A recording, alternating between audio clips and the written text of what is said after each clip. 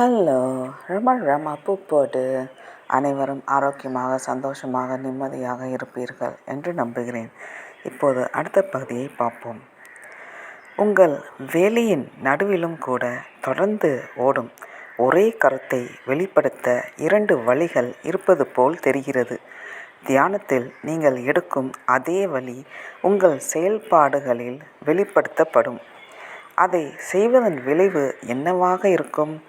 நீங்கள் செய்ய மக்கள், நிகழ்வுகள் மற்றும் பொருள்கள் மீதான உங்கள் அணுகுமுறை படிப்படியாக மாறும் என்பதை காண்பீர்கள்.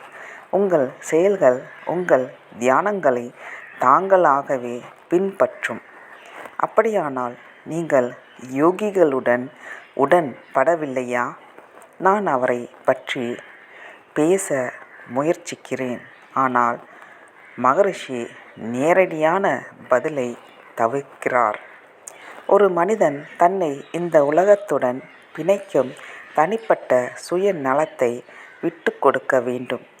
பொய்யான சுயத்தை விட்டு கொடுப்பதே உண்மையான துறவு.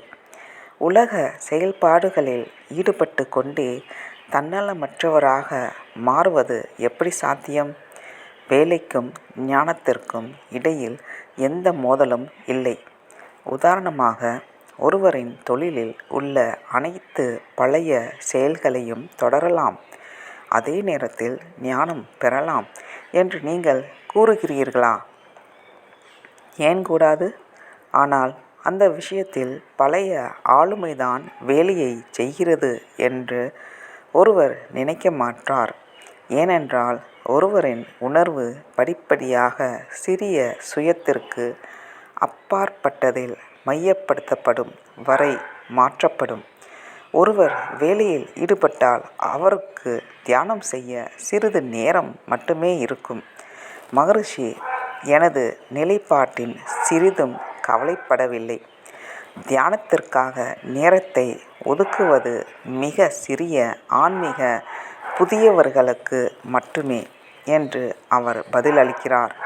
முன்னேறி வரும் ஒரு மனிதன் வேலையில் இருந்தாலும் இல்லாவிட்டாலும் ஆழ்ந்த பேரின்பத்தை அனுபவிக்க தொடங்குவான். அவரது கைகள் சமூகத்தில் இருக்கும்போது அவர் தனிமையில் தனது தலையை குளிர்ச்சியாக வைத்திருக்கிறார். அப்படியானால் நீங்கள் யோகாவில் வழியை கற்பிக்கவில்லையா?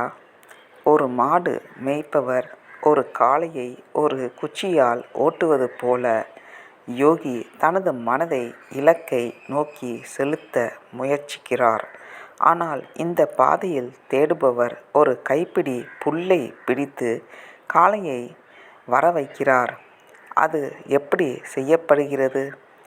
நான் யார் என்ற கேள்வியை நீங்களே கேட்டுக்கொள்ள வேண்டும். இந்த விசாரணை இறுதியில் மனதிற்கு பின்னால் இருக்கும் உங்களுக்குள் இருக்கும் ஒன்றை கண்டுபிடிப்பதற்கு வழிவகுக்கும். அந்த பெரிய பிரச்சனையை தீர்க்கவும் அதன் மூலம் மற்ற எல்லா பிரச்சனைகளையும் நீங்கள் தீர்ப்பீர்கள். அவரது பதிலை நான் ஜீரணிக்க முயற்சிக்கும்போது ஒரு இடைநிறுத்தம் வந்தது.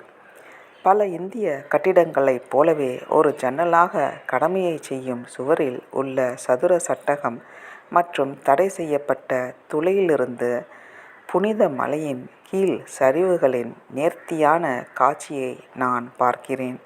அதன் விசித்திரமான வெளிப்புறத்தை அதிகாலை சூரிய ஒளியில் நனைகிறது. மகரிஷி மீண்டும் என்னிடம் உரையாற்றுகிறார். இதை இந்த வழியில் வைத்தால் தெளிவாக இருக்குமா? எல்லா மனிதர்களும் எப்போதும் துக்கத்தால் கரைபடாத மகிழ்ச்சியையே விரும்புகிறார்கள். அவர்கள் ஒருபோதும் முடிவடையாத மகிழ்ச்சியை பெற விரும்புகிறார்கள். உள்ளுணர்வு உண்மையானது, ஆனால் அவர்கள் தங்களை தாங்களே அதிகம் நேசிக்கிறார்கள் என்ற உண்மையால் நீங்கள் எப்போதாவது தாக்கப்பட்டிருக்கிறீர்களா? சரி, இப்போது அதை அவர்கள் ஏதாவது ஒரு வழியில் அல்லது வேறு வழியில் குடிப்பழக்கம் மூலமாகவோ அல்லது மதம் மூலமாகவோ மகிழ்ச்சி அடைய விரும்புகிறார்கள் என்ற உண்மையுடன் தொடர்பு படுத்தி பாருங்கள். மேலும் மனிதனின் உண்மையான இயல்பை பற்றி ஒரு துப்பு உங்களுக்கு வழங்கப்படுகிறது. நான் பார்க்க தவறிவிட்டேன். அவரது குரலில் தொனி உயர்ந்ததாகி இருந்தது.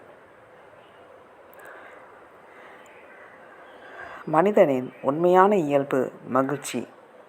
மகிழ்ச்சி உண்மையான சுயத்தில் பிறக்கிறது. மகிழ்ச்சிக்கான தேடல் என்பது அவனது உண்மையான சுயத்திற்கான ஒரு மயக்கமான தேடலாகும். உண்மையான சுயம் அழியாதது. எனவே ஒரு மனிதன் அதை கண்டுபிடிக்கும்போது அவன் ஒரு முடிவுக்கு வராத மகிழ்ச்சியை காண்கிறான். நன்றி, வணக்கம். ரமா புப்போட்டு